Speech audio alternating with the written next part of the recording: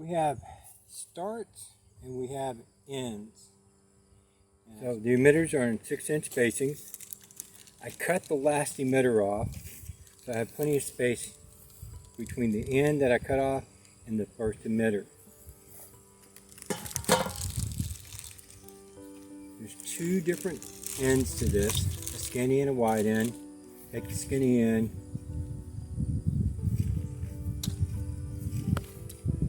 get it stuck over the irrigation line.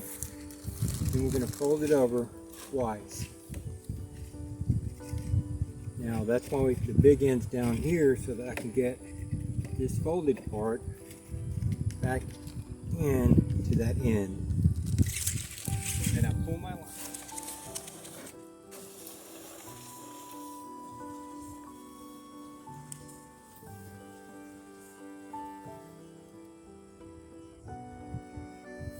At the end of the bed, place my strip tape, put in a couple of landscape staples to hold it in place. Now come back to the other end, get to the other end of the bed here, and I'll make my next cut so I can add a start to this line. I just bring my line down here, and I'm going to run a manifold across here, a piece of 1/2-inch pipe, and it's going to be right about here. So I'm going to go ahead and cut this emitter out. And because I'm going to have another end down here, I'll go ahead and cut the emitter out here so I have plenty of space to make my folds for that end. Now I have plenty of room to get my start on there.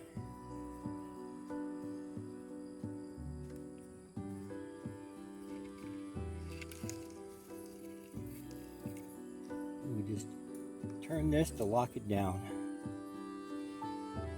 Now I'll come along here and I'll add landscape staples all along this bed to that drip line. I'll take a landscape staple, getting my tape about where I want it.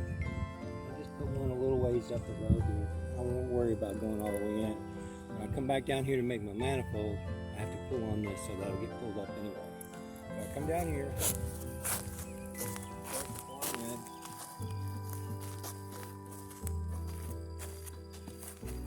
I put a landscape staple in every so often.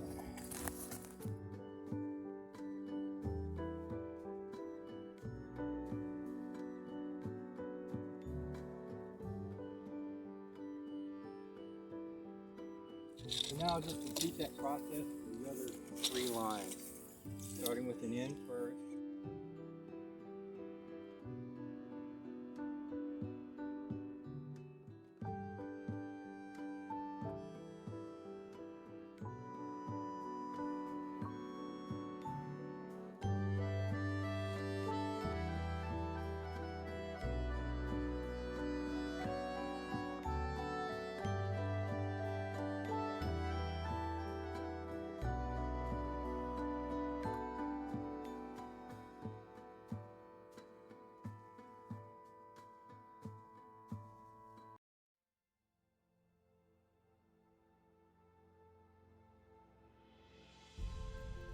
I need to run a line over to these beds that we'll be building.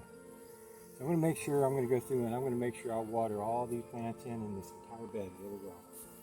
When I say water this in real good, I mean soak it.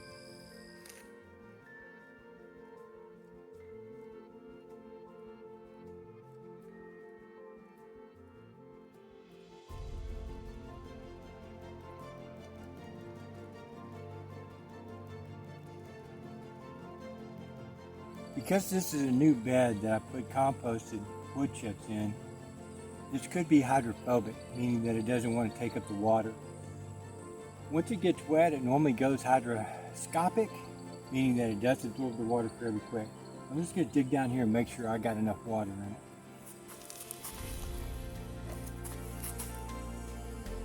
it. As you can see, it's going through. That's it. And underneath here, it's still, you notice it's still got some dry spots to it. It's a little hydrophobic, but I'll come out here again later today. I'll water it again, and just make sure it gets nice and drenched. You see the water running out of the bed. Underneath it is sand. Whatever water goes through this compost will go into the sand and drain right out. So this will be a well-drained bed. Okay, because these are open and we're about to get some rain here, I'm going to go ahead and make a manifold and close this all off so I don't get soil into this drip line and wind up clogging up into the drip line. So I'm going to use a figure 8 to close off one end of this. Fold it back over on itself, and that gives me an end. Stretch this out a little bit past it so I can make my fold again.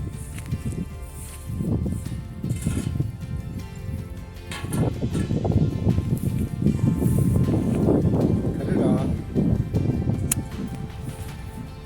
Make sure I haven't made it too short. Put the figure 8 on.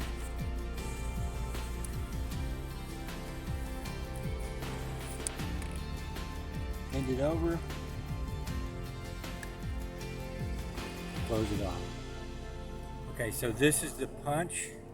The punch holes into this main line. I'll just take and get a general idea where I need to be. Poke a hole in it. And just start the barbed end on it.